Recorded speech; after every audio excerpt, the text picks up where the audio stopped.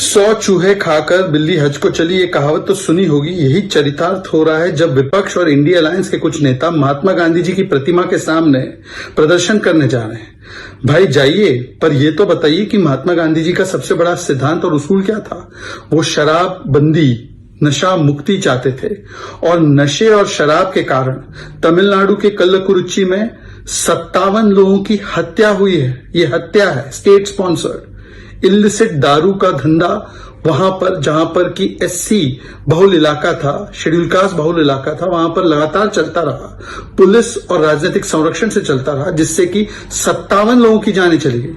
और उस पर न सीबीआई की प्रोब, न उस पर मिनिस्टर को हटाना। उल्टा कमल हासन, जो कि डीएमके कांग्रेस के एक एलाई है, वो जाकर सॉल्ट रब करते हैं, नमक छिड़कते हैं उनके गांवों पर और कहते हैं कि ये तो लोग जो मारे गए हैं वो अपनी गलती से मारे गए, इनको साइकियाट्रिक काउंसलिंग की आवश्यकता है। ऐसी बेशर्मी। और खड़गे जी, राहुल जी, प्रियंका जी, जो नॉर्थ साउथ दलितों के अधिकार की बड़ी बातें कर रहे थे, वो चुपचाप बैठे, एक शब्द नहीं बोला। कहां गया न्याय? आज तो ये जो अन्याय हो रहा है, इसके लिए क्षमा याचिका करे महात्मा गांधी जी की प्रतिमा के सामने, कम से कम इतना करे। वैसे तो कांग्रेस सरकार बीजेपी पर सिर्फ यही सवाल खड़े करती है कि आखिर बीजेपी ने इतने सालों में क्या किया, और जब बीजेपी की सरकार फिर से बन गई है तो अब फिर से यही सवाल करना चाहती है कि आखिर बीजेपी ने क्या किया। लेकिन अब इस बार एनडीए की सरकार है और एनडीए ने सरकार में आते ही भारत देश के लिए कई वो ऐसे काम करने शुरू कर दिए हैं जो हमारे लिए वाकई में ज़्यादा ज़रूरी थे। लेकिन क्या आप जानते हैं कि इंडी गठबंधन अभी तक ऐसा कुछ नहीं कर पाया है जिससे ये साबित हो सके कि वो गठबंधन हमारे देश के लिए सही भी है या फिर नहीं। आप सोच रहे होंगे कि मैं ऐसा क्यों बोल रही हूँ। आपने जाना ही होगा कि तमिलनाडु के कल्लाकुरुची जिले में जहरीली शराब से अभी तक 56 मौतें हो चुकी हैं। इन मौतों के मामले में भाजपा के राष्ट्रीय अध्यक्ष और केंद्रीय स्वास्थ्य मंत्री जेपी नड्डा ने कांग्रेस अध्यक्ष मल्लिकार्जुन खड़गे को एक पत्र भी लिखा है। नड्डा ने इस मुद्दे पर कांग्रेस पार्टी की चुप्पी को लेकर हैरानी भी जताई और मांग की है कि खड़गे डीएमके सरकार पर सीबीआई जांच के लिए दबाव बनाए। आखिर क्यों यहाँ पर कांग्रेस अभी तक शांत है? भाजपा अध्यक्ष नड्डा ने अपने पत्र में ये लिखा है कि तमिलनाडु के कल्लाकुरिची के करुणापुरम गांव में जलती हुई चिताओं की भयानक तस्वीरें, जिसमें अब तक 56 लोगों की मौतें हो चुकी हैं और लगभग 159 लोग अस्पताल में भर्ती हैं। इन सभी की आत्मा को झकझोर कर रख देने वाली ये बात सामने है। बता देते हैं कि जेपी नड्डा ने यह कहा कि कल्लाकुरुची में घटी ये घटना पूरी तरीके से मानव निर्मित त्रासदी है। उन्होंने ये भी कहा कि इस इलाके में कच्ची शराब का ये धंधा लगातार फल फूल रहा था और इस मामले के घटित होने से पहले भी एक आदमी को पकड़ा गया था जिसके पास कच्ची शराब थी और उसको बाद में छोड़ दिया गया था।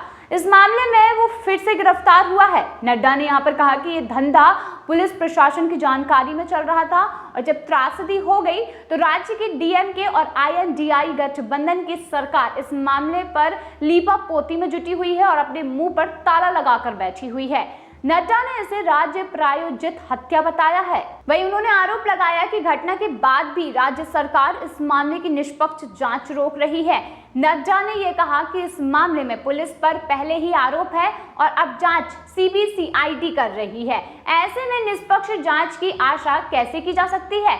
उन्होंने खड़गे से ये मांग की है कि वो राज्य सरकार पर दबाव बनाकर आबकारी मंत्री मुथुस्वामी को हटाया जाए और मामले की जांच सीबीआई के द्वारा किया जाए, इसके लिए दबाव बनाए। भाजपा अध्यक्ष नड्डा ने यह भी कहा है कि जहां ये घटना हुई है वहां बड़ी संख्या में एससी आबादी रहती है। ऐसे में उनको न्याय दिलाने के लिए अब केवल शब्दों से काम नहीं चलेगा, बल्कि कांग्रेस को अब अपने कड़े काम करने पड़ेंगे। और उन्होंने खड़गे से ये भी कहा कि वे मुख्यमंत्री स्टालिन से भी घटनास्थल पर जाने को कहें और साथ ही राहुल और प्रियंका गांधी को इसके लिए तैयार जरूर कर लें। अपने पत्र में नड्डा ने लिखा कि इस त्रासदी के बाद भी कांग्रेस पार्टी ने चुप्पी साध रखी है, जिसको लेकर वह काफी स्तब्ध हैं और उन्होंने कांग्रेस से इसके अलावा दिल्ली शराब घोटाला मामले को लेकर एक्शन लेने की भी बात कही है।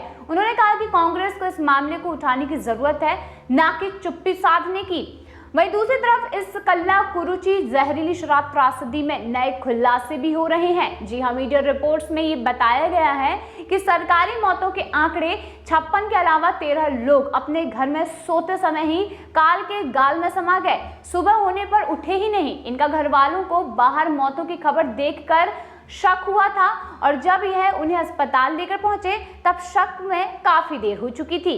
गौरतलब है कि बुधवार यानी कि 19 जून 2024 को जहरीली शराब पीने के बाद लोग बीमार पड़ना चालू हो गए।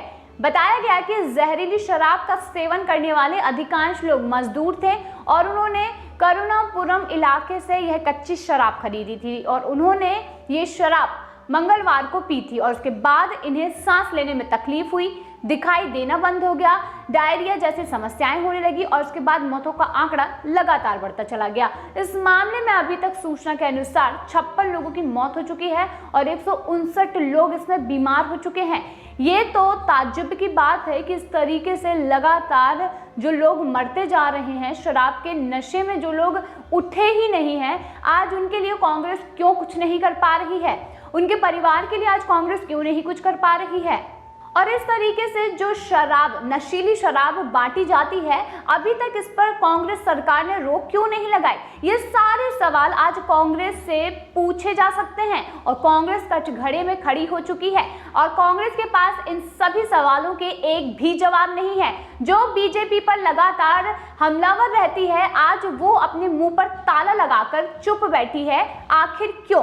तो दोस्तों, आप क्या चाहते हैं कांग्रेस के इन जवाबों में? आप चाहते हैं कि वो बताए कि आखिर तमिलनाडु में इतनी त्रासदी हो रही है और वो अभी तक कुछ क्यों नहीं कर पा रहे हैं? इस पर आपका क्या कहना है? कमेंट सेक्शन में जरूर बताइए।